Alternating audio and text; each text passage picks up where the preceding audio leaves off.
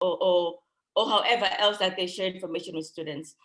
We do also help people via email, and I've put that email address there specifically for people who want to reach out to TKI with assistance on their applications or on information. I know that you RSVP'd here using a separate email address, but if you are simply looking for assistance from TKI, I would highly recommend that you save the email address that is on the screen. With that being said, two things that I would like to say to the students who are joining the call today. As I mentioned, TKI is a voluntary organization, which means that there is no full team staff that is on hand to answer your questions 24/7. Our approach to our organization is that we empower you with information so that you can help yourself. So we really, really highly recommend that your first point of call before reaching out to us via email is on our social media pages to get information and to actually go into the links that we post there. Because in those links, you'll find all the information about what courses are covered in that scholarship, how you apply, which email address to use to get assistance for that particular scholarship, and so on and so forth. If you are able to do that and then you come back to us with a question that is very specific, we are able to quickly assist you. But we really rely on people being empowered with information in order for them to be helped to help themselves, because in that way, we'll then be able to reach as many people as possible. I call it a low touch, high impact model. We interact with people in the, sorry, the people who keep joining the call, so I apologize for pausing. We really try to provide assistance to people in a way that will help them move on to the process of whatever they're doing, whether it's research or applying, than holding everyone's hand throughout the entire process, because that requires a lot of work. So I would really strongly suggest that, as I mentioned, do take note of what the speakers today will be saying. Make sure that you get all of the links that you need to apply. Go into those links, check everything out, and then come back to us when you have a very pertinent question that these different online platforms do not have information to be able to assist you. That's the first thing. The second thing that I would say is that this scholarship is for studying in Turkey. So I appeal to you, as we go through this session, please don't start asking questions about studying in the UK.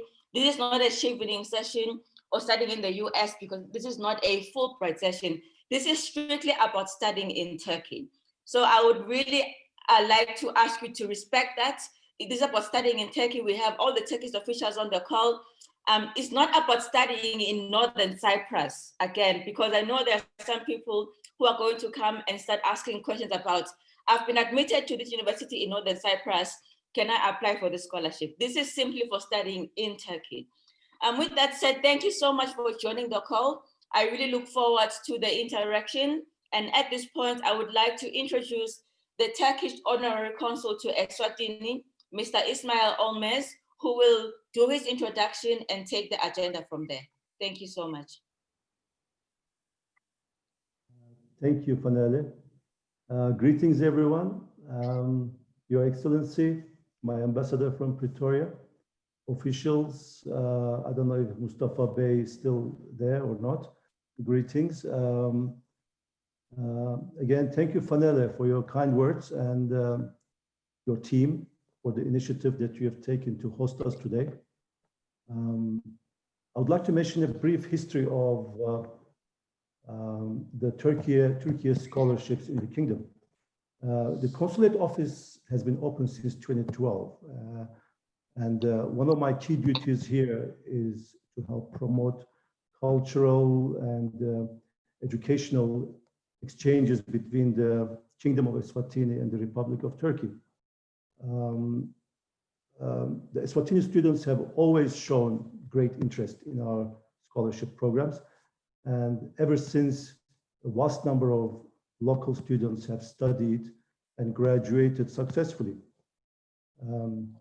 My office and my role here is nothing more than to disseminate information about the scholarships from Turkey.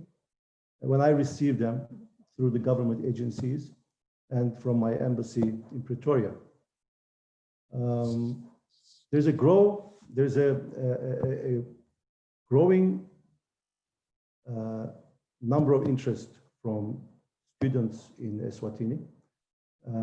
We also have a huge growing number of young, ambitious and vibrant population that is looking to study abroad. Due to the shortage of universities in Eswatini. And this is where we come in. Turkish Scholarships provides an opportunity for those students seeking to study abroad to have a strong academic foundation. So far, the scholarship has been very popular, and we have numerous inquiries throughout the year, almost every day, from students. We do our best to assist them where we can, and because they always have questions and sometimes difficulties, especially during this time when the applications are open, difficulties in processing their applications online. But the real support and assistance, we do our best, however, the real support and assistance can only be received from the officials from Turkey. As we go on, I think most of these things will be cleared out. And finally, I would like to thank my ambassador from Pretoria for her support and the encouragement for this webinar to become a reality. And I would like to hand over to my ambassador to continue from there. Your Excellency. Thank you indeed. It's a great pleasure to be amongst this group this afternoon. I would like to extend my warmest regards, thoughts, and all the good wishes from warm Pretoria. I'm not as far away, Turkey, but we have officials from Turkey who will do that their regards from a very cold Turkey indeed. Right now it's winter in our part of the world. Well, this is my first time in this kind of a webinar, and I'm grateful to the Knowledge Institute. I think, and having really attentively listened to your introduction of the Institute, I think the people who have done, who have put their hearts and minds and finances into this have done a great job for their wonderful kingdom. Congratulations. It's a great pleasure knowing you. It's a great pleasure working with you. And in that sense, I'm also very grateful to our honorary consul.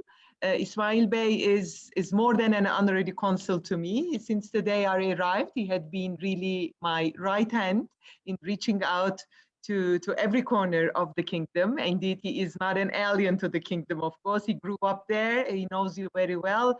And we are very happy that we worked through him with the Eswatini authorities and also the people. As I said, this is my fourth year in Pretoria, and every year I see a happily increase in the number of applicants, and hopefully I look forward to see even a boom in the applications this year. The Turkish Scholarships is a very charming, very attractive scholarship program. And that I do not say because I am simply Turkish, but really even as a student when I was young, I was, you know, like many of you who have joined this webinar today, I was looking for opportunities to study abroad. And then I compare all the challenges and all the way, and also not only intellectually, but also financially, I had to go through just to apply, and if I can ultimately become a scholarship owner. But with this Turkish scholarship programs, we make things very easier, and each and every year is indeed also a period for the Turkish authorities to revise and to facilitate both the application process, but more importantly, to facilitate the implementation of the program in Turkey. Indeed, also the figures are very encouraging. Officially, this program has started in 2012, and at that time, globally, we had only 17,000 applicants. At that time, we had, with around 40,000 applicants. But in 2019, we ended up with almost 150 applicants. This gives us strength. This shows that this program has been adopted by the youth all around the world. But of course, you are in Eswatini. Maybe there are young brothers and sisters from the neighbors, from Lesotho and from South Africa, because we have been promoting this program also in these three countries very much as the embassy, and we promoted the Knowledge Institute's outreach through the region. So I very much welcome all of you. I'm sure you're going to have lots of questions that will pertain to your applications, but I would like to assure you that, that we are doing our best, that you make the right application, that your application is correctly accepted. And then, of course, by every stage of the application, you will also receive this kind of a confirmation. And then once all the applications are assessed back in Turkey, you will also duly be informed by the authorities about the results of the applications. As the embassy here, we have been privileged for the last couple of years to hold the successful applicants for their oral examination. So it was a two-step application. But I can happily say that those who had been successfully applied in many cases had also been successfully accepted. And I also had the pleasure to meet a number of graduates, just like this beautiful young sister. Where are you? I can't see now. Neema. I met especially young girls who studied in Turkey for undergrad studies, and not only in the bigger cities. One of them, for example, had studied in Konya. She came back with a wonderful Turkish accent. We spoke Turkish with her at the embassy. We enjoyed our sip of Turkish coffee, and it is, you know, it's a fantastic feeling for any Turkish representative to find out somebody from Eswatini, from South Africa, from Lesotho, coming to his or her office, you know, talking about his country, her country, you know, and particularly in Turkish. That is really, I think, the most satisfactory outcome for an ambassador to see. And not only that, these people, the graduates of the scholarship program, they really become natural ambassadors of the two countries that we get connected via them.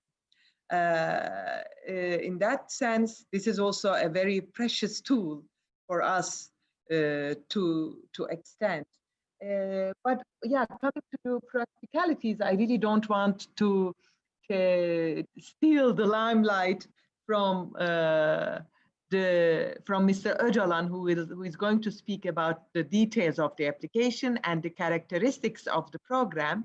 But I can just maybe in a nutshell tell you that if you are accepted to the Turkish Scholarship Program, you will not spend a penny from your pocket, neither you nor your parents.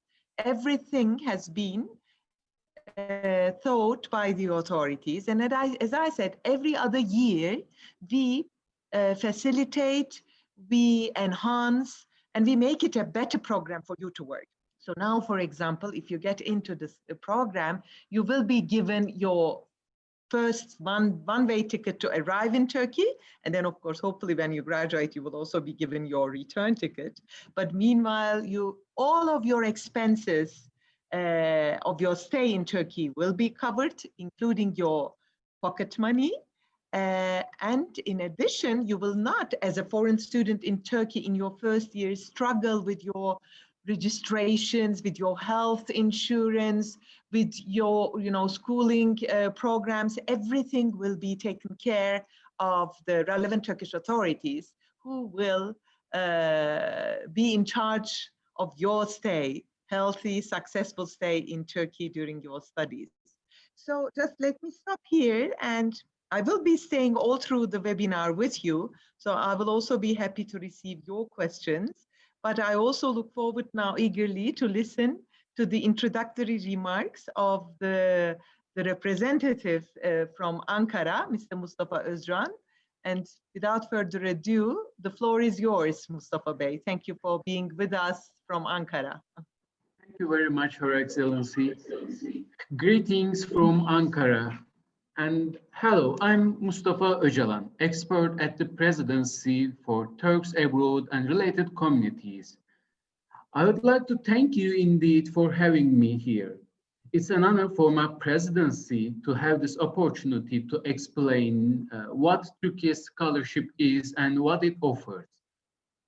As you know, Turkish Scholarship is a government-funded scholarship program conducted by our presidency, and I've been working here for 4 years as the responsible of West African region. First of all, we take this opportunity to present how to apply to Turkey's scholarship and its requirements. Secondly, and more importantly, what Turkish scholarship covers. Please give me a second to share my presentation with your permission. Just a second. And now, are we able to see the presentation? Yes, Okay. yes, we are. Nice. Yes, we are.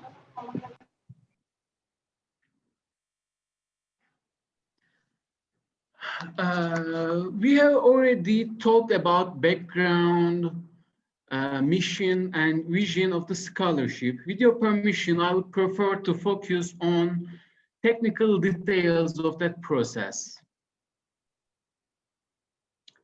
As you see, the application numbers per year are shown on that graphic, and for the moment, more than 17,000 international students are studying at Turkey from more than 100 countries are currently studying with this scholarship. And each academic year, around 5,000 international students are granted scholarship. As you can imagine, till the pandemic times, all the interviews were conducted face-to-face wherever it is possible. And as you can imagine, last year, most of those interviews were conducted online. Turkish Scholarship has two different programs. One is full-time, related to undergraduate and postgraduate levels. Those levels are available for applying now, and the applications will continue till 12th of February. Short-term scholarships are out of topic for the moment. It won't be available to apply them till next September.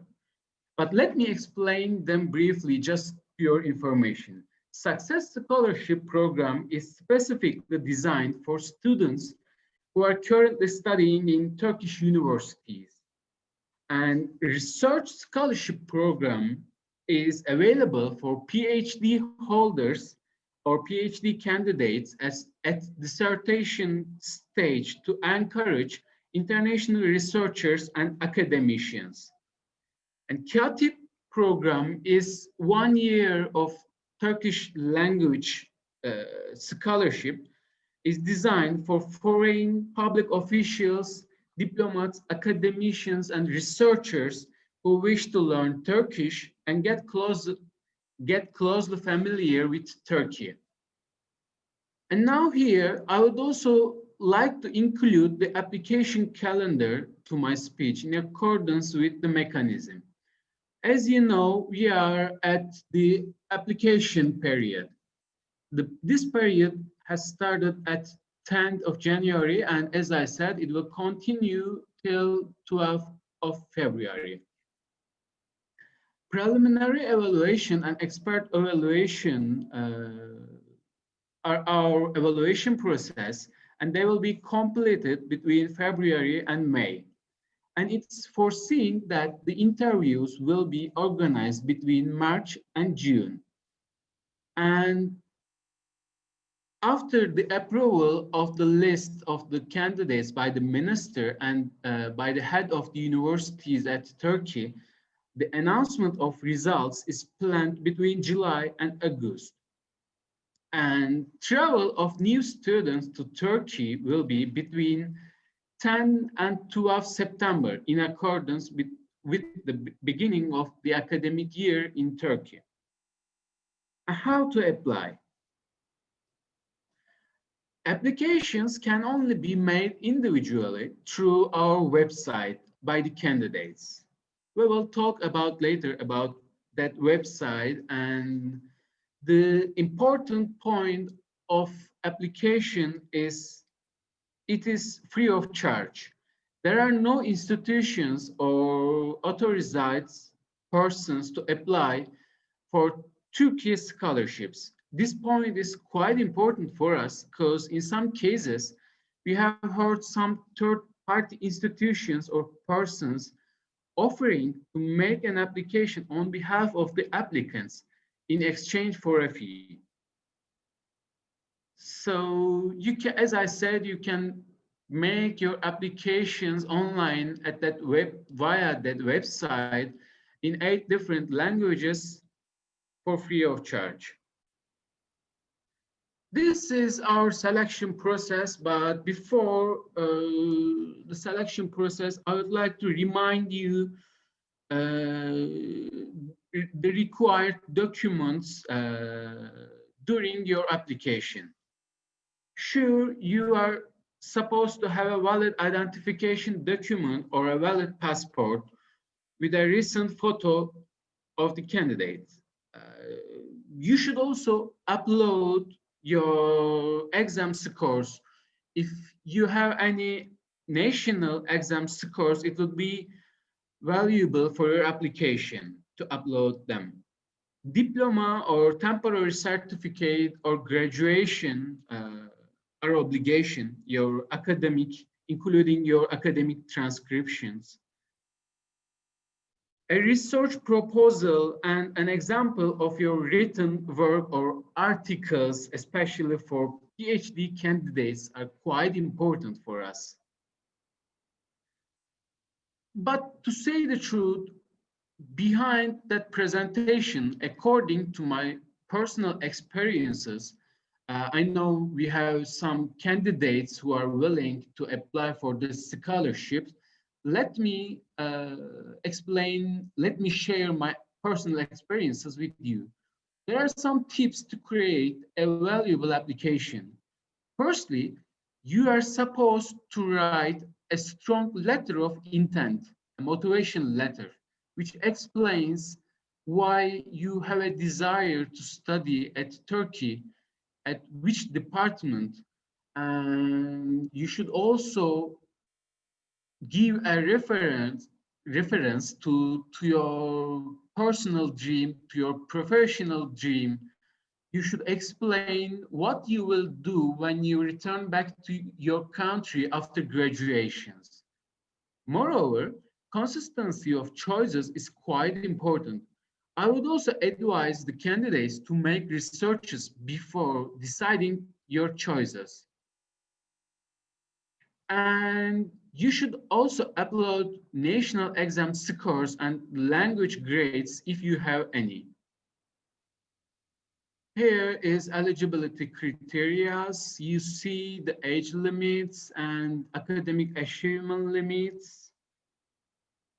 And here we see the scholarship benefits.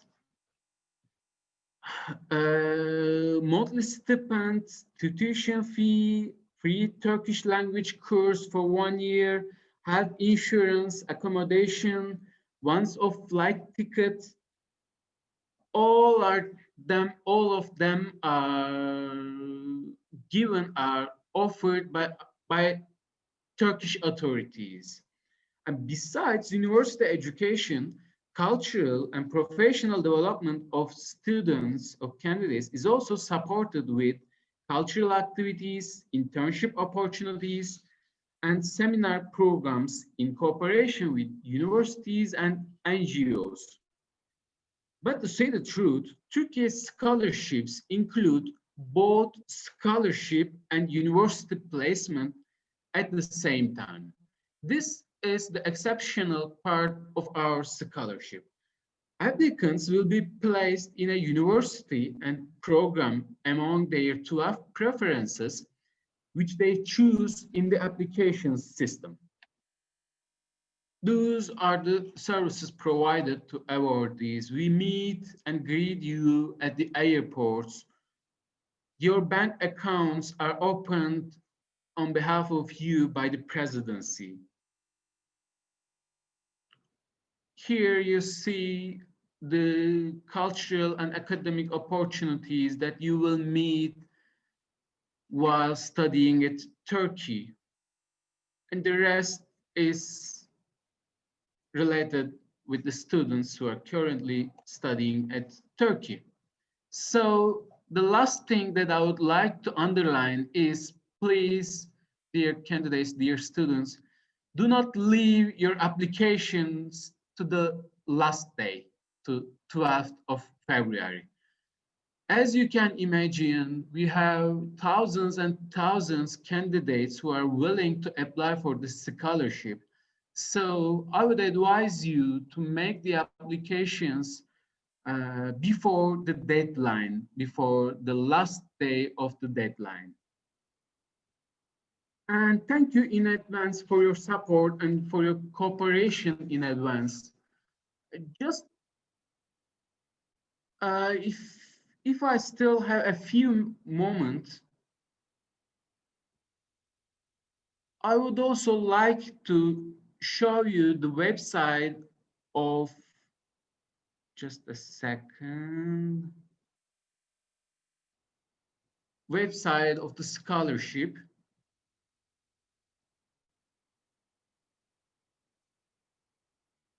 Not this.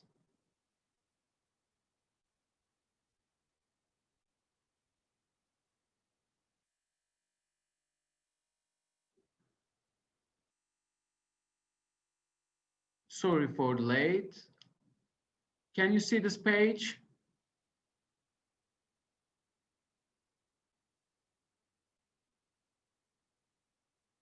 Sorry, I couldn't hear Yes. anything. Yes, we can see the page.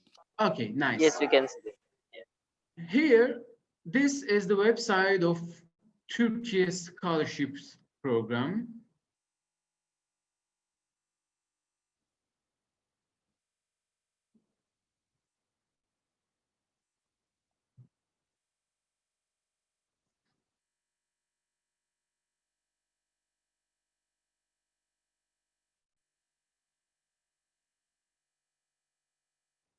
Strange, but sorry for my internet connection. Anyway, you are supposed to create an account at that website, and then you are required to fill all the obligation, all the documents which are obligations for you.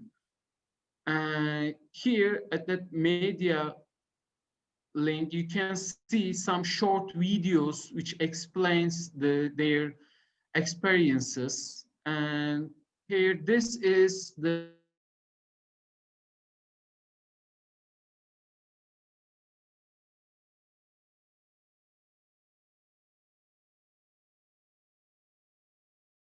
see the questions and answers which would be useful for you. I suggest you to have a look at those short videos before making your applications. So thank you again. I leave the words to you, and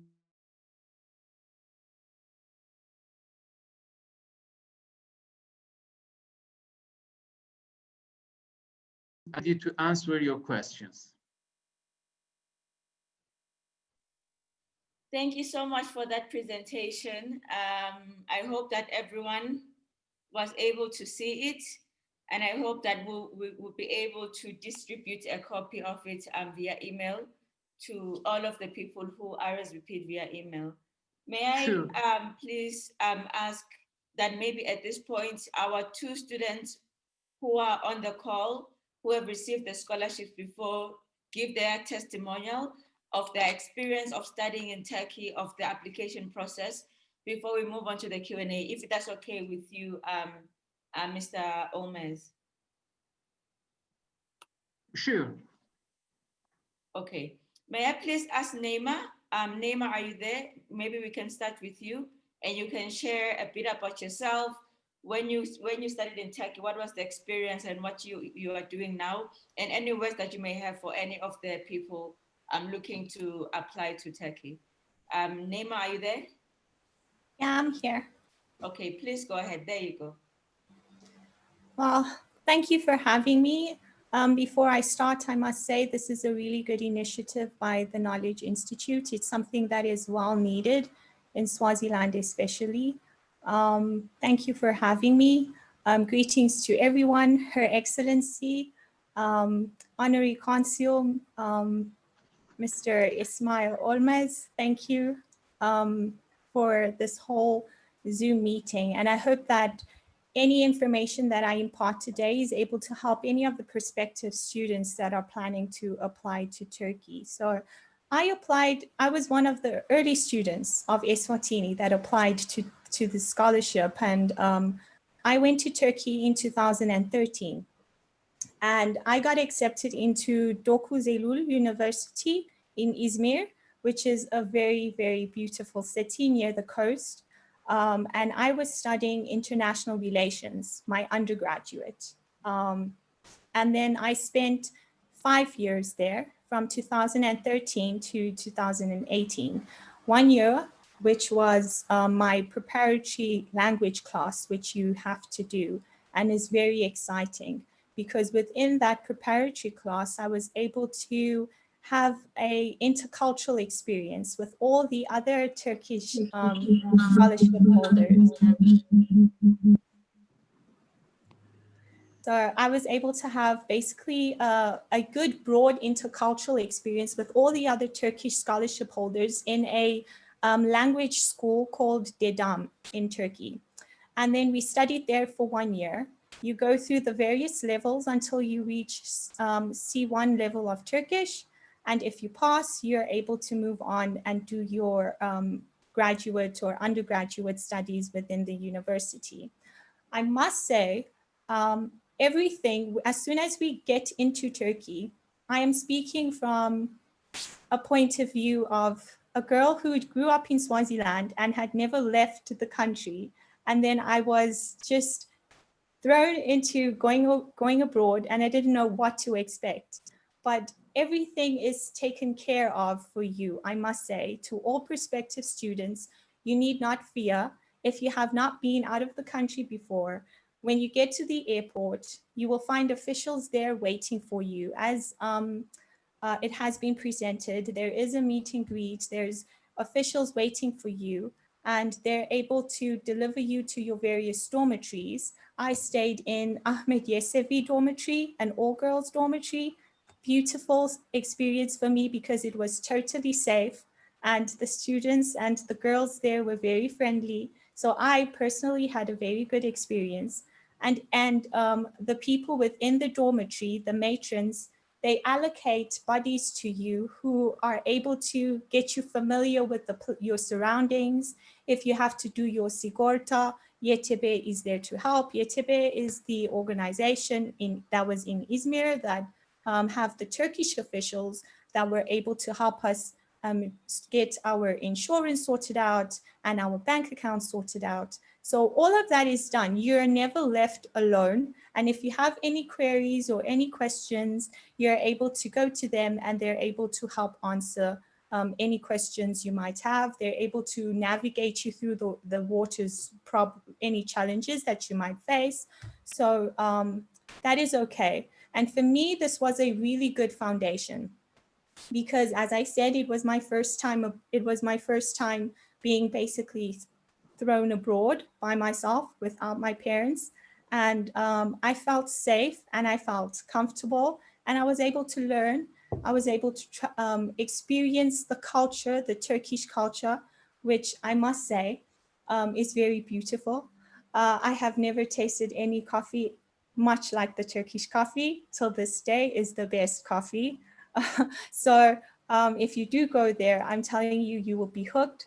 When I first got there were drinks such as ayran, which everyone, my first taste was, it was very, what is this? But if you are a Swazi, it is basically the equivalent to emasi, if you want to say, but it's better. So all these things you will be able to experience. It's a very vibrant country. And I will personally speak from a political and social science perspective. I'm sure my colleague is going to speak because he's doing medicine. He's probably going to speak from like a natural science perspective. But from my perspective, studying international relations, and mine was in English. So I'm sure some of you are going to choose courses where you will have to learn in Turkish, but I learned in English, and the professors were very accommodating in Dokuzelul, and they helped you every step of the way. They understood that you were a foreigner. They were able to facilitate you within your studies.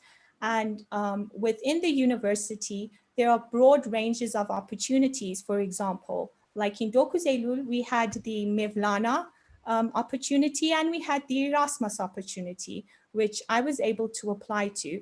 And if you're successful, you're able to go abroad. If you take the Erasmus program, you're able to go to Europe and either do an internship there or either do a semester in one of the European universities. If you take the Mevlana opportunity and you apply and you're successful, you're able to go to South Korea. So there's all these different opportunities within the university as well. And everyone and all the professors, everyone is there to basically help facilitate and guide you. And this is a really good experience for a student, especially if you're doing an undergrad, because it's definitely this foundation is definitely going to propel you into whatever field you want to go into. If you want to continue with your studies into postgraduate level, it's going to definitely be a good foundation. If you're going there as a researcher, also, I had many friends that were there as PhD candidates and as research candidates, and they loved it as well. There's also plenty of opportunities for you there in terms of knowledge bases and think tanks that you can interact with and research organizations that you can interact with. I must say, learning a different language is definitely an advantage. Wherever you go in the world, it is always good to be able to broaden your mindset and be a diverse international human being, because the world now is very global. We are not just Swazis in Eswatini. We now have to be able to broaden our mindsets and being able to learn a different language and being able to say that you have communicated and interacted with various different people from various cultures is really good. So this for me was a definite plus within the Turkish scholarship. And I am currently doing my postgrad at the University of Glasgow. And I'm studying, because my base was international relations, I'm currently studying security, intelligence, and strategic studies there, now on my dissertation phase. And I will forever be thankful for the foundation and the base that I had at Dokuzelul University. It was a safe environment, it was a happy environment, and the opportunities that I took advantage of there were able to propel me into being able to go further in my studies and specialize.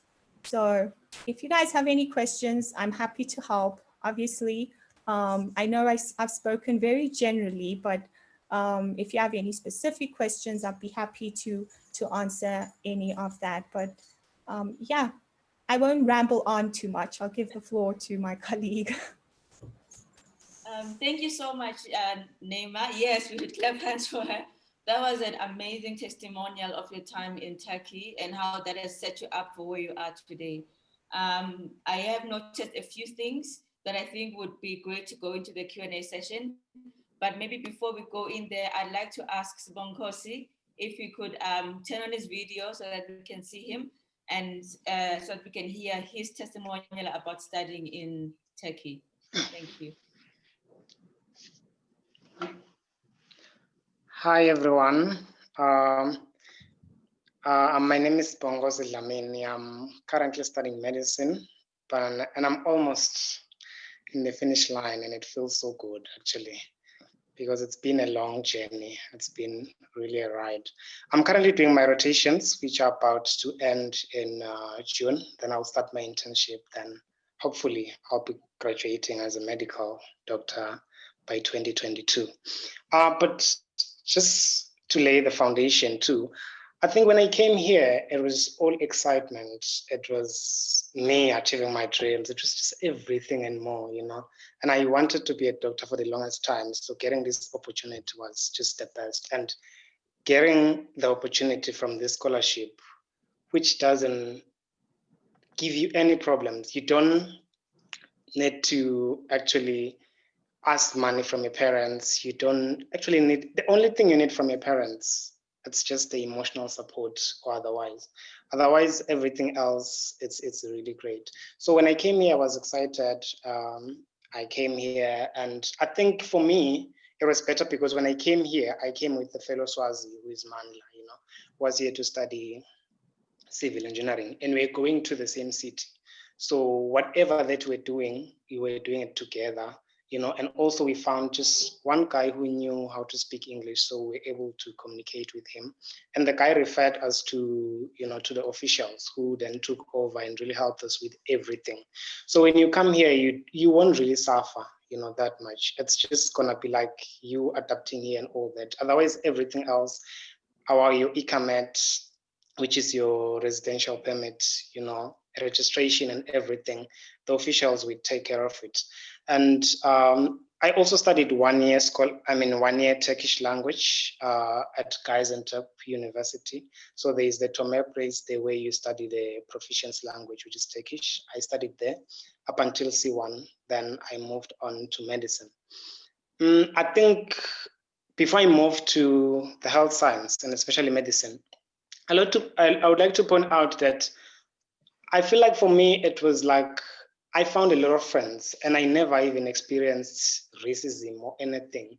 You know, Turkish people are just eager to know, you know, who are you and how is Africa and the culture.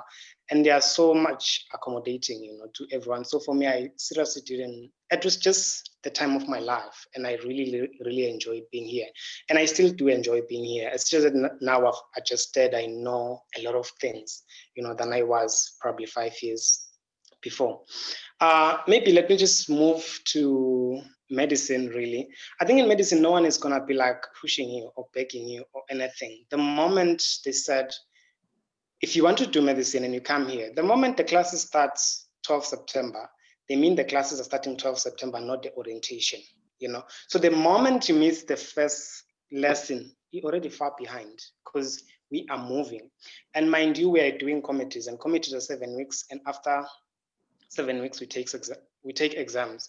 And then if you take an exam on Friday, you're gonna start on Monday, like nothing happened after you studied so much and we're moving to another topic. Let's say we're doing the cardiovascular system, we're definitely gonna move to respiratory, we're gonna move into neurology, you know, it's like that. That's how the committees are being, you know, structured. And you need to make sure that you study very well. Also, when you go to you learn the language, make sure you learn it very well, because some of you might be studying in Turkish, and mind you, studying in English medicine is really, really hard. But imagine then if you study in Turkish. Right now I'm doing my rotations. When you get to the hospital stage, definitely, for me, I was doing I chose English medicine, and fortunately I got it. So the first 2 years, I was doing English. So when I went to start my rotations, then my rotations were in Turkish, you know. So if I didn't learn my Turkish very well, you know, when I was doing the 1 year Turkish proficiency course, then it was going to be a struggle, you know, when I'm here. And even right now, I still understand that you still need to study 3 times more than my colleagues who are, you know, my Turkish classmates, so that we get the same mark, you know, because like, 1, medicine is hard, 2, it's the language. It's more like right now I'm just having a forensic medicine exam on Friday, and I'm learning about all those post-mortem, autopsy, and a lot of things, decaying of the body and everything, you know. And mind you, medical Turkish is different from, you know, the Turkish we speak in the street. So you just keep on learning. And if you want to do medicine, definitely you need to be a hard worker. You know, also you need to really be emotionally strong. And 3, you need to ask a lot. And also you need, don't box yourself. Come here, you box yourself here alone. You don't want to associate yourself with anyone else. Make friends. It's very, very important, because it's not like a one-man show. It's, if you're in a group, it even becomes better. So if you really want to come here and you want to do medicine, just make sure that you're willing to work that extra hours, and it's not gonna be nice. And also come here and do medicine because you want to do it, because medicine will always test you and keep on asking you, Sibo, are you sure you wanna really continue? You know, because it's a lot of things more than anything. As I said, the professors are not here to be like saying, you guys, you know, they make sure that they want a good caliber doctor to come out of here. Even now, when you go to the clinics, you're going to be asked things you learned from first year. With doing rotations, they're going to be asking about the anatomy you learned in first year or second year. So you just need to keep working and working. And that's very, very important. But also, I think what's the most important thing is when you come here, just know why you came here, you know, the reason of you came here. And don't do things because you feel like, I feel like if you're above 18 and you're still actually being influenced by your friends, or you're still affected by peer pressure, then unfortunately you have a lot of work to do for yourself, especially if you want to come here and do something like medicine, you know. So I think that's that. And I think I'll just to say, being in Turkey, it's a safe environment.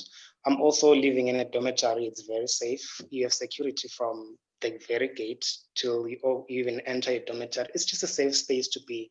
You know, don't have to worry about anything. And also, I think when you want to choose medicine, I'm not sure, but you can choose the cities in Ankara and Istanbul, which is like the major cities, but it's so crowded there, you know, like getting to school, sometimes it can take an hour or 2. But for me, I'm in Gaziantep. The city is crowded, but not that much, you know.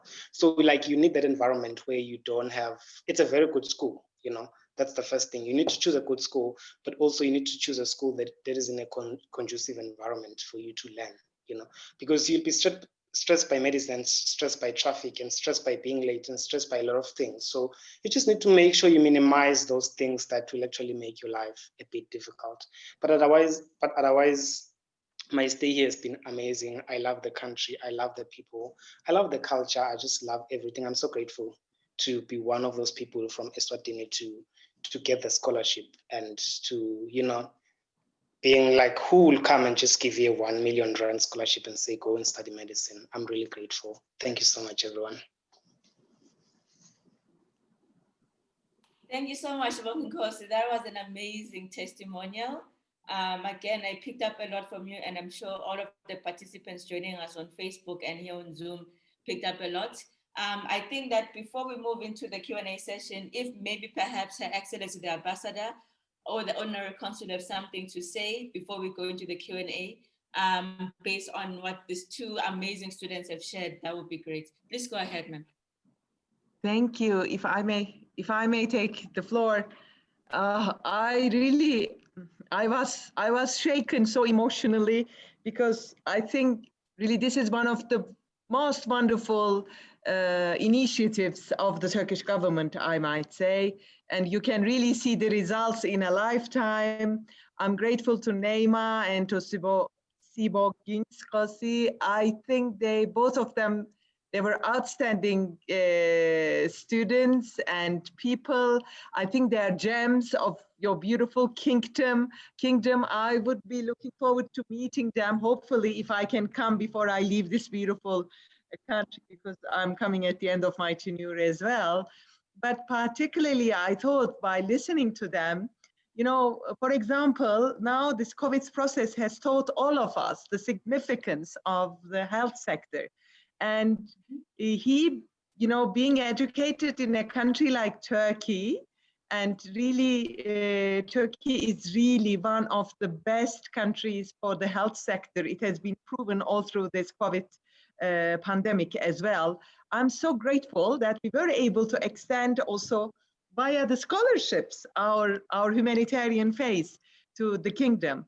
And also Neima, hopefully maybe we can become colleagues with Neima. I think she's very well fit to become the future ambassador of Eswatini, hopefully the foreign minister. I would be very happy to work with a wonderful woman like her. And I must admit, Izmir is an outstanding city known for the beauty of its women. So she has got all the charm of the province as well. I'm really very emotionally taken. I congratulate both of them, and in their personalities, I really see thousands of those applicants, those students that we are embracing back home as our people. And I'm once again convinced that this is one program that whatever the challenges might be in the future, that as Turkish people, as the Turkish government, we must continue. And every other year, we must even enlarge it. I really look forward to have more and more Neymas and Sibogin Kosis in the future, including from the kingdom. Thank you very much for this opportunity once again. Thank you so much, Your Excellency. Yeah, I share the exact same sentiments as you. These are really exemplary students for the scholarship program offered by the Turkish government, not only to Eswatini, but really to the whole wide world. So thank you again to Sibo and Neema. I know that everyone is burning for us to start going into the questions. What I would like to say is that, again, working closely with the Honorary Consul, my husband and I were able to travel to Turkey. I don't know if he's still on the line. We were able to travel to Turkey, I think 2 or 3 years ago for personal business, because we love Turkish furniture. So when I went there, we were using an app to get around because everything in the country is Turkish. But from the time we got onto the equivalent of Uber from the airport to where we were staying in Istanbul, the taxi driver was incredibly kind. The Airbnb host was incredibly kind. We even went to get a haircut. Have you ever gotten a haircut in a foreign country? We found a barber shop on the side and we were able to communicate somehow. But we've never felt as safe traveling to Turkey as we have in any other country. It was just an amazing, amazing experience. So I really definitely recommend Turkey as a destination. Oh, sorry, please go ahead, Mr. Olmaz, if you have any comments. What to say? I would like to also perhaps say that I'm very proud of Neema and Sibong. They both are only a few of our students. We have a lot more out there who are very happy and doing very well. I am following them.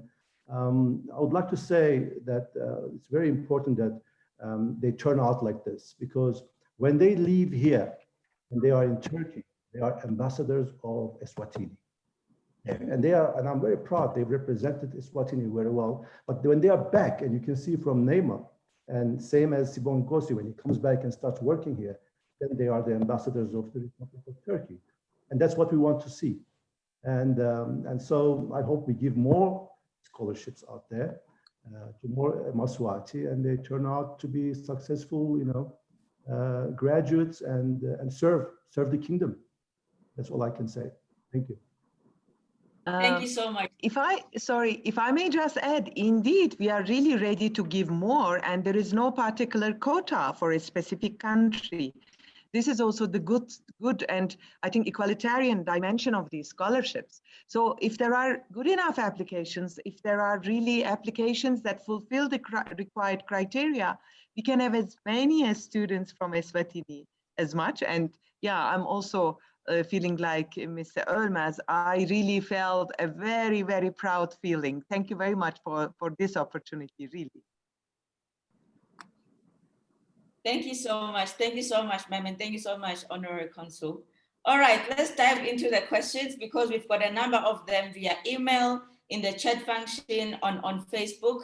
I'll try to be as diplomatic as possible in choosing the questions and try to cover as much ground as possible. So I think that because these questions are not addressed to anyone in particular, any of our panelists are welcome to step in and just answer the questions. I think I'll read out 4 questions at a time so that we're able to get through as many questions as we can. So if you are able to just note a question that you want to answer, please go ahead and do that. So I'll start with the questions in the comments in the chat function here on Zoom. So we have a question around, because of the pandemic last year, a lot of the results for students are going to come out later than normal because the examination dates were pushed forward because of the pandemic.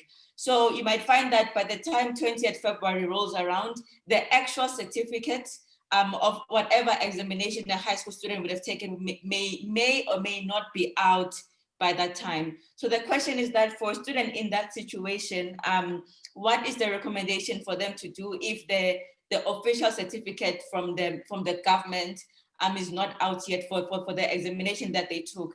It could be the HGCSE for those who are studying in public schools. It could be the matric certificate for those who are studying in matric schools.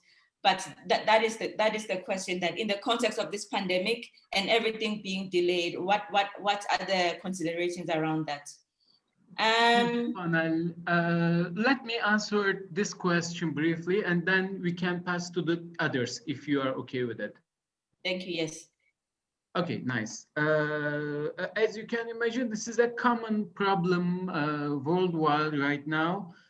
But this year, the point is to complete the application. At the education section of your application, you have the right to renew the documents you uploaded. So I would advise you to complete your application, and then you have the right to renew the documents, the transcripts that you upload to the system. You have the right to renew them till the end of, just a second, till the end of July. Okay.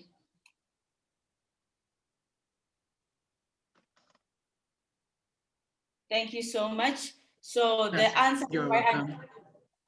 is that if your certificate is not out by the 20th of February, go ahead and complete the application and submit it, but you will be able to log in later into your account and upload documents up until the 20th of July, including the official examination certificate from whichever exam that you took. So that is the answer to that question. Thank you so much. That is one more tip about the results of the national exams. I would advise the candidates to send the results to the call center by email.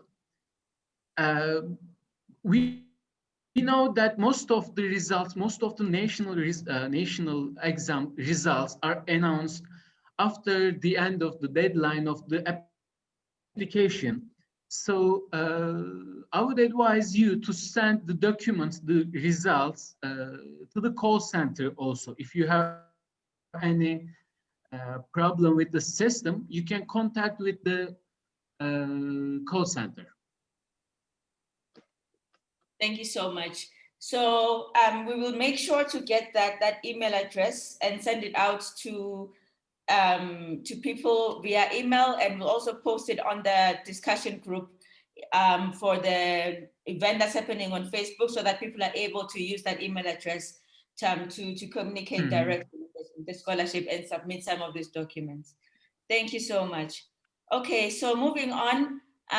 Some of the questions I'm getting are around grades, the grades that are required for you to apply, whether for the bachelor's degree program or for the master's degree program. I'm guessing it's because when the certificate comes out, what is reflected there may not say, might not give a percentage, because that may not be how they report in that particular country or in that particular university when a student is completed. So how do you calculate the 70% or the 80% requirements in the different curricula that students will be using to apply?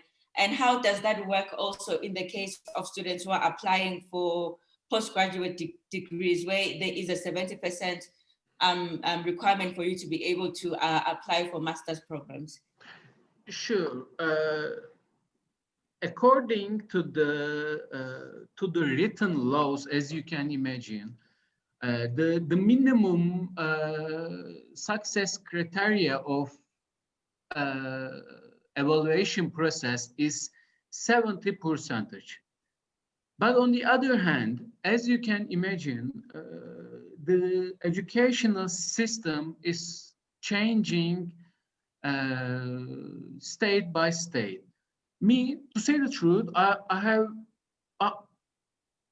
don't know the exact evaluation limit of the academic success of your country. But as I said, it's 70% percentage. On the other hand, it changes according to the applications. So for example, for the Francophone countries where they get an exam results out of 20, the best result is mostly 15. So we apply another criteria for those countries. 15 is the biggest number for a Francophone country like Guinea or like Benin or Togo. So the limits to be evaluated at the application is changing according to the system and according to the applications. Okay, I understand. So I hope that the people who asked that questions are clear that there's 70%, but there are different considerations depending on the various factors that you mentioned, be it the system in your country and so on and so forth. But I do want to also point out to the people listening that on the website, it does also give a bit more information about this. So I would highly recommend that you go to the website as well as the YouTube videos. Sure. Go give more information about the grade requirements for either undergraduate or postgraduate courses. Okay, if I were to move on quickly, we're getting a lot of questions about which courses are eligible for this scholarship. And it means these people did not read the article in yesterday's paper.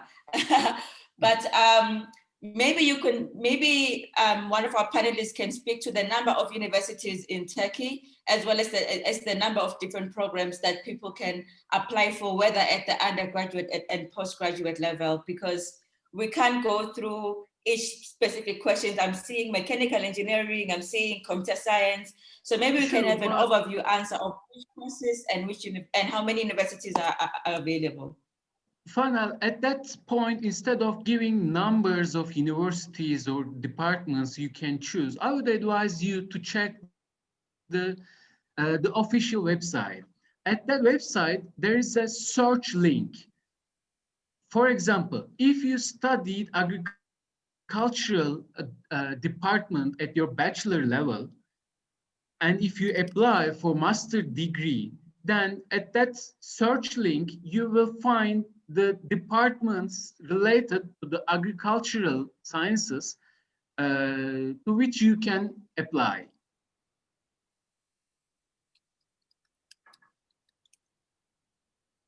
Yes. I have a problem with my computer, but Fanal, if you have the possibility of sharing your screen and click the Türkiye Bursları Gov.tr. Yes, I'm opening that right now. Thank you very much. Sorry for that connection problem. That's okay. Please give me 1 second. Please keep talking while I open the link.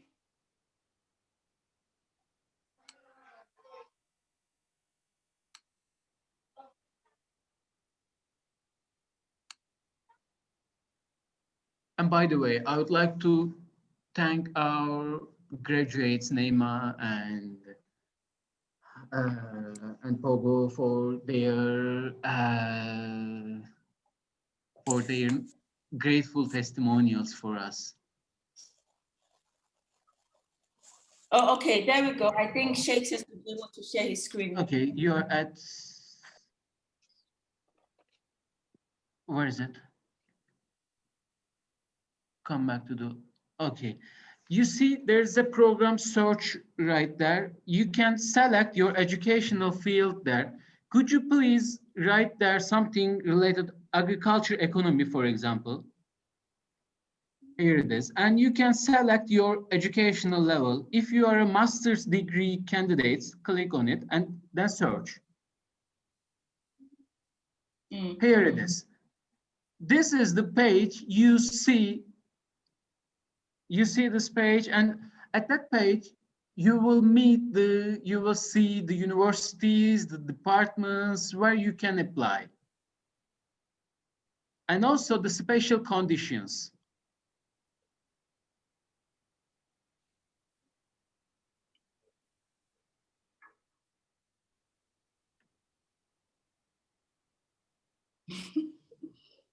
Okay, so basically, I think our panelist connection has just gone away for a moment. Basically, what Sheikh has just shown you. Oh, I think you're back. Please go ahead. Can you hear me right now, Fanal? Yes, I can hear you. Okay, well, a few moments before, I was trying to explain that you can find the departments and universities that you can apply at that page. Yes. Wonderful. So everyone, you just go to the website, and on the home page, on the right side of the page, you'll be able to enter your field of interest, enter your level of study, and then boom, you'll get all the information about where to study, what are the conditions. One more thing, you have the opportunity of seeing the special conditions of the universities and departments here, which is quite important for us. Could you please search for civil engineering at the fields? Please pull it up again, Sheikhs. Could you please search for civil engineering? For which level? Masters or bachelor? For bachelor.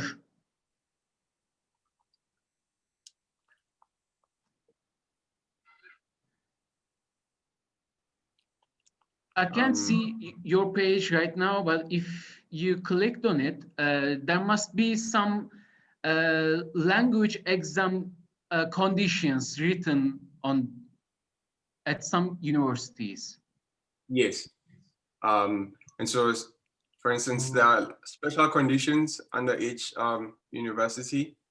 Some universities have the TOEFL requirement. Right. And some have IDS as a requirement. And so it's.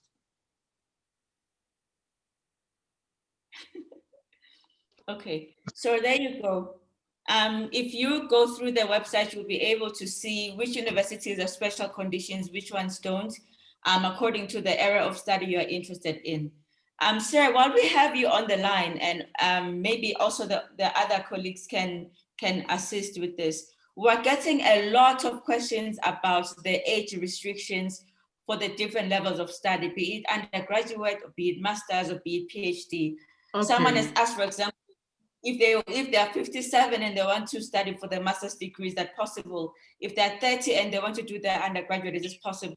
May you please help us with the age requirement question? Sure, you can apply for undergraduate programs if you are under the age of 21, including the one who is at the age of 21. So the age limit for master's program is 30. And you can, it means that you can apply if you are at the age of 30 years old. And the age limit for PhD programs is 35. Is it clear right now? Yes, it's clear. So I'm guessing people were wondering if those age requirements are strict or if they're flexible. Unfortunately, they're strict. Okay. Okay, thank you so much. All right, we have another question here. Are Turkish universities accepted worldwide? I'm assuming this is someone who'd want to do a bachelor's degree and is wondering if they can take their qualification to do a master's in another country upon graduation. Sure, definitely. Okay, there you have it. Okay, maybe now I can move to some of the questions we received when people were registering for the event. So I'm going to just quickly share my screen because there were quite a number of questions. Let me see if I can open the, I hope you can see my screen. No, unfortunately, no. I can see Oh, your screen, okay. Fanina. All right, I don't Can know. you see your screen? You can see the screen. Yeah. Me, no. Is there anyone else who can't see it? Yeah, we can see it. You can't see it. That's okay. I'll just read out the questions. Thank you very much. So some of the questions that we have here, we've already covered the question about Northern Cyprus, but maybe we could have some of the officials ask. We can see it. Answer this because we have a lot of agents coming to Swaziland or Eswatini to recruit for Northern Cyprus. So maybe just address this question once and for all regarding students who want to study Northern Cyprus and this particular Turkish government scholarship. I know we addressed it in the beginning, but maybe to satisfy the people who asked this question, could we have someone just address the topic of studying in Northern Cyprus? Because again, we get a lot of universities, agents coming to Eswatini and not really clarifying the relationship between Turkey and Northern Cyprus, and specifically the Turkish government scholarship with regards to Northern Cyprus universities. If it's possible to just, yes, please go ahead, madam. Thank you. Indeed, I can just assure the listeners now. Of course, I'm aware, and indeed, to a certain extent, some of their consular work of those Eswatini students who go to Northern Cyprus universities are being taken care by our embassy here, because there is not a Northern Cypriot Republic's embassy in South Africa, but they are totally separate programs. According to the Turkish government, to the Turkish laws, we do recognize the Northern Republic of Cyprus as a separate country and entity. Their neighbors, the Greek Cypriots, do not recognize them, and they are part of this international problem with them. So the issue of Cyprus is on the agenda of the United Nations Security Council as an unresolved issue. But of course, it's a peaceful island, and obviously the Northern Turkish Republic of Cyprus is a very peaceful, a very beautiful country, and their universities are recognized. They are world-class universities. The Greek Cypriots do not recognize them, but worldwide they are recognized. So for those agents or representatives from those universities coming to Eswatini, they are doing their job, and they don't have per se anything to do with the Turkish government scholarships. The Turkish government scholarships only cover the legislative agreed lands of Turkey, which does not include Cyprus, Northern Cyprus, because we do recognize Northern Cyprus as an independent, sovereign country, and they do not fall. That's why the universities in Northern Cyprus do not fall under the jurisdiction or the coverage of the Turkey scholarship programs. Thank you. I hope that was sufficiently clear for everyone on the call.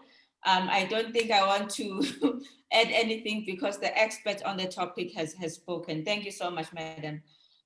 We have another question here and a couple of questions that are just seeking clarity on the application process for the scholarship and the university. So maybe perhaps we could go through that that slide or that area one more time, because it is very different from how people would apply to scholarships in other countries For example, people are also applying to Taiwan right now, they're applying to South Africa, and they may be confused of the different processes. So maybe you could just go ahead and clarify the difference between applying for the scholarship and the university in Turkey, and how does it work in this particular scholarship program?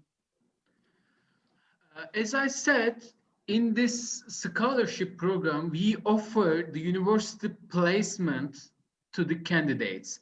So at that point, different from other scholarships, you do not apply to the universities, you apply to the scholarship program by choosing the universities and departments.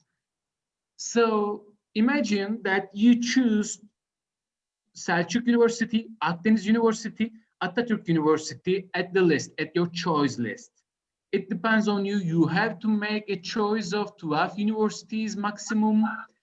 And then the expert committee, including academicians of those universities, including experts, decides if you are available to study there, if you have the opportunity, and if you have the academic background to study there or not.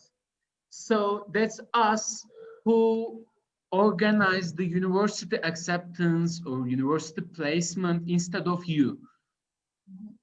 The rest, the only thing which is up to you is just to prepare your baggage. Your flight tickets are bought by us, and then the only supposed to do is to be at the airplane at the exact time. Yes. Okay, wonderful. Thank you so much. So as you heard, the placement is done by the scholarship program itself, but as part of your application process, you do have to go through and select which universities and which programs as listed on the website, but the actual application, you are assisted by the scholarship program. I hope that that is clear for the people who are asking that question. Perhaps I saw a question here about, was it COVID? If I can just go back to my, okay, there we go. I just want to go back to the, in the light of the pandemic, what plans are in place for students that will be starting their education in Turkey via this scholarship in 2021? Okay, it's, for the moment, as you can imagine, it's so early to talk about it, but we are ready for all possibilities, for all scenarios, which means that this year, we also granted scholarships to the candidates, 2020 candidates. And the one who were always in Turkey has started to study at their universities and departments. But the candidates who are abroad have the permission to use the benefits of the scholarships whenever they have the possibility of coming to Turkey. I mean, imagine that the next year, if the pandemic times goes better than now, and if you have the possibility to come to Turkey as a student, scholarship student, it would be nice without any problem. But in any cases that the pandemic is going on, you will have the right to use this opportunity later. Okay, so you can defer enrollment to 2022. Sure, and the one, imagine, let me talk about the scholarship of 2020 candidates. Now, the one who are still abroad are learning Turkish language online. Mm-hmm. Okay, all right. So thank you so much for clarifying that this is a going issue. And the point is that there will be flexibility. You might ask to defer enrollment to the following year, or whatever other whatever else has been set in place for you, if you are successful, will be communicated in due course. But that is something basically that is being looked at by the authorities of this scholarship. Now, there is a question here regarding bachelor's degrees and postgraduate degrees, because in our part of the world, it's not just bachelor's, master's, and PhD. Under undergraduate, we also have diplomas. Under postgraduate, we also have honors degrees. So I wonder if you'll be able to speak to that, because some people are wondering if, can they study for a diploma in Turkey? And if they have a diploma, can they apply for a bachelor's? And if they have a bachelor's, do they need an honors in order to apply for a master's? So if any of the the diploma and honors factor into the scholarship program, may you please provide clarity to people asking those questions? Sure. As I said, it changes according to the education system of the countries. But a college or high school diploma is enough to apply for a bachelor level at Turkey. But the point is becoming more important. That point is becoming more important, especially for the master applications. I mean, in some countries, engineering departments are 3 years.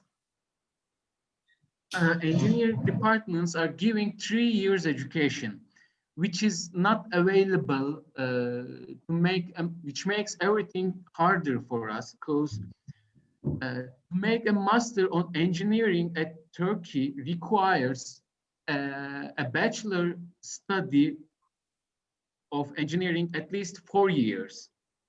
4 years, yeah.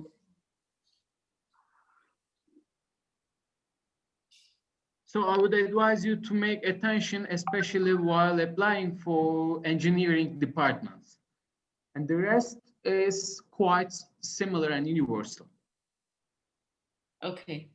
Okay, thank you so much for providing that information. So for all the people who are looking for specifically engineering programs, it's very important to look at the requirements in that university. As you are compiling your list of, I believe, top universities that you want to consider for this particular scholarship program. We have, it's now 15:42. I think we'll take questions for another 10 minutes, and then we'll leave 10, 15 minutes for some closing remarks. Another question that we've received here is regarding once you have completed your whatever it is you're studying, it could be a bachelor's degree program, it could be a master's or a PhD. What are the requirements once you've completed? And I'm assuming people are asking here because other scholarship programs are very strict. For example, if you're studying Chevening, you're told as soon as you graduate, correct me if I'm wrong, Zefutile, you have to come back and work in Eswatini for the next 2 years or something to that effect. When it comes to the Turkish Government Scholarship, are you able to stay and work in Turkey? Do you have to immediately come home upon graduation? Can you stay on in Turkey and look for scholarships to continue your studies at the master's or PhD level? What are the requirements as for this particular scholarship? Thank you. It's quite early to ask this question. Firstly, as you can imagine, I would advise you to come to Turkey and graduate from your bachelor, master, or PhD. But according to the formal procedures, we advise our students to return back their countries to create a cultural, economic, political, or cultural bridge between two countries. We would prefer them to return back to their country and serve and help the development of their country of origin. But anyway, as I said, it's not an obligation. because serving to the country of origin or helping to the humanity is changing. You might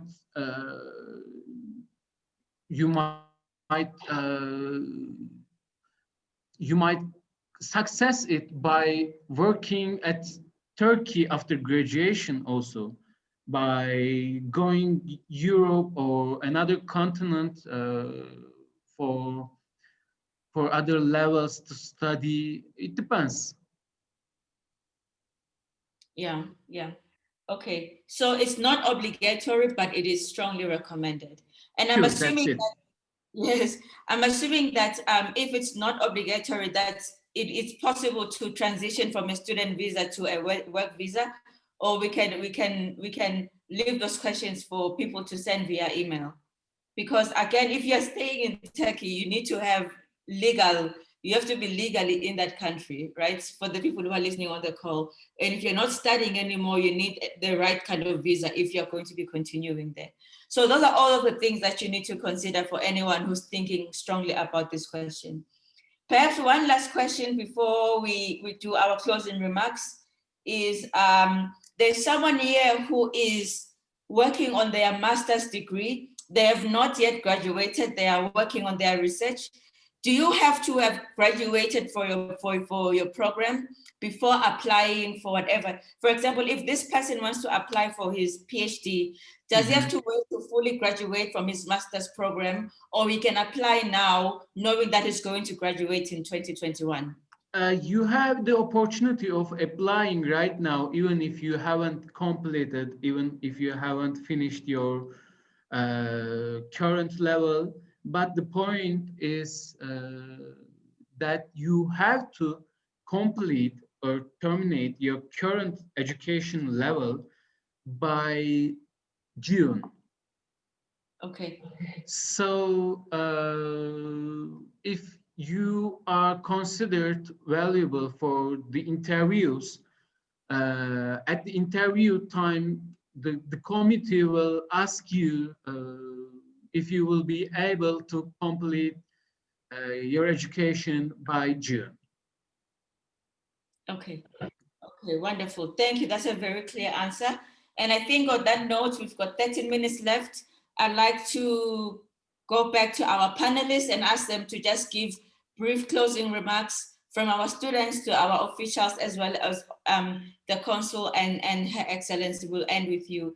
If you have any closing remarks that you can give for our listeners, may you please offer them now. Thank you.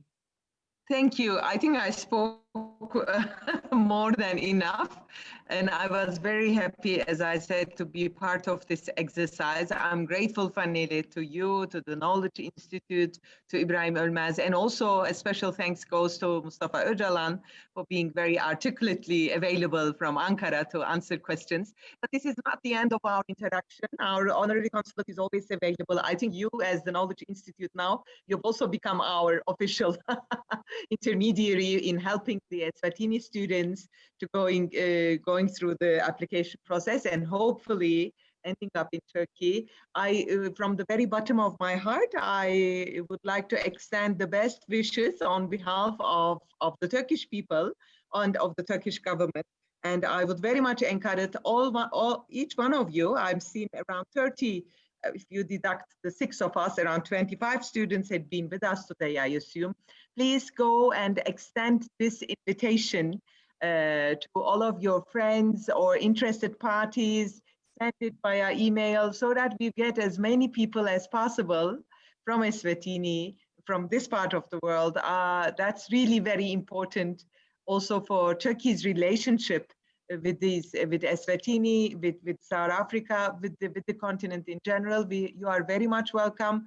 And I can assure you that each one of you will be feeling at home when you are in Turkey. Thank you very much. Thank you so much, Your Excellency, for those closing words. I would like to offer Mr. Mustafa, if he's on the line, as well as the Honorary Consul, an opportunity to share some closing words as well. Thank you, Fanele. We can only say thank you very much to you and your team. It's been great. You do this every year wonderfully. First time in a webinar platform. All the other years we've been doing this on the WhatsApp, you know, and we've been 1 hour WhatsApp group and then answering questions as best as I could. But we helped a lot of people, and today has been amazing. This was, I think, out of the ordinary. I'd like to say thank you to my ambassador and Mustafa Bey for making time out of their very busy schedules to be with us today. And maybe we'll do this again next year. Thank you. Thanks, everyone. Good luck. I don't know if we still have Neema and Siva on the line. I know Siva had to go and study for his exam on Friday. Okay. Mrs. Funnel. Yes, we can hear you. Okay, nice. Let me thank you for another time. Particularly, I would like to thank to Her Excellency and the Institute for giving us this opportunity to welcome you, to send our greetings from Ankara to Eswatini. And in particular, I would like to say, send my greetings to Siva and to Neema Ali from Ankara, from Turkey. And good luck for your applications. Thank you so much. Please go ahead, Neema. Well, I'm just going to say thank you for inviting me. I hope my testimonial and or any information I shared was able to be useful to any of the prospective applicants. Thank you to the Honorary Consul. He's been very, very helpful in Eswatini. He has made an impact, you know, in being able to bridge the students from Swaziland to the embassy in Pretoria. So he's been a great help. Thank you to Her Excellency. I'm looking forward to working further with you in the future. It was really nice to be on this platform and to be able to impart, you know, my experience and knowledge with Turkey. I'll just have a quick comment on the lady or man who said that are the universities in Turkey recognized worldwide. Just to assure everyone, I know that it is a nagging concern. The universities are definitely recognized. You don't have to worry, especially if you're moving forward with your education. It's definitely recognized. You're able to be propelled. You must realize that the Turkish universities do use the European system. So you have no problem at all. They use the European credit system. So it's okay. So yes, thank you for having me. Thank you so much to the Knowledge Institute. I had no idea there was an institute like this in Swaziland. So I'm really proud of you guys. And this is a really good thing for Swazi students. I mean, this is a good opportunity for us to be able to develop and nurture future leaders, you know, of not only countries, but various organizations. It's really good. So thank you for having me. Good luck to everyone. Have a great day. Thank you. Sibo, are you still there? I'm still here. I'm here. Thank you so much to everyone who has joined us today. And thank you to you, Fanele, for having us. And thank you to our consulate for being there for us and for always encouraging us and holding meetings and just being there. You know, we really like that and we really appreciate it. And thank you to Her Excellency for just being, you know, so open to us and loving us, you know, like we are her children. And also thank you to our ambassador in Ankara, who also took his time, you know, on his busy schedule to be with us today. We really appreciate it. We're just here to assure you guys that being in Turkey, if you're in Turkey, it's safe. You know, there is no harm, there is nothing. You're gonna have an amazing, you know, undergrad experience or postgrad experience.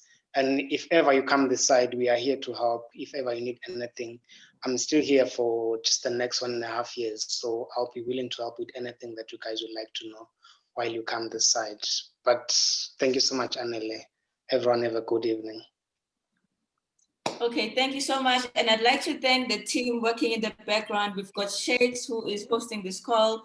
We've got Seputile and we've got Fezo, who are also assisting with all of the questions on all the different platforms. TKI is a team effort. I know you normally see my face. That's because I'm not doing my masters. All three of them are doing their masters. They're busy. But it's really a team effort. So I'd like to thank them for helping really with the call and all of the admin in the background that is required to pull this off. This video is going to be available on our YouTube and our Facebook. So we'll send you the links. If you did RSVP via email, we'll also send you the links for applying to the scholarship if you don't already have it. And direct to some of the particular pages on the website. For example, where to look for which programs to apply for, where's the FAQ page, the YouTube page of the scholarship for you to be able to see some of the questions being answered by other students. So again, thank you so much. We are right on schedule. I'd like to wish you a very good rest of the day. Thank you to the ambassador so much for taking the time to be with us. Thank you obviously to the honorary consul. I don't know what to call you a consul or my friend at this point. I've known you for so many years now, but thank you so much for taking the time to be with us and really talk directly to the students using the TKR platform. You appreciate your support. So thank you so much, everyone, and have a great rest of the day. Thank you.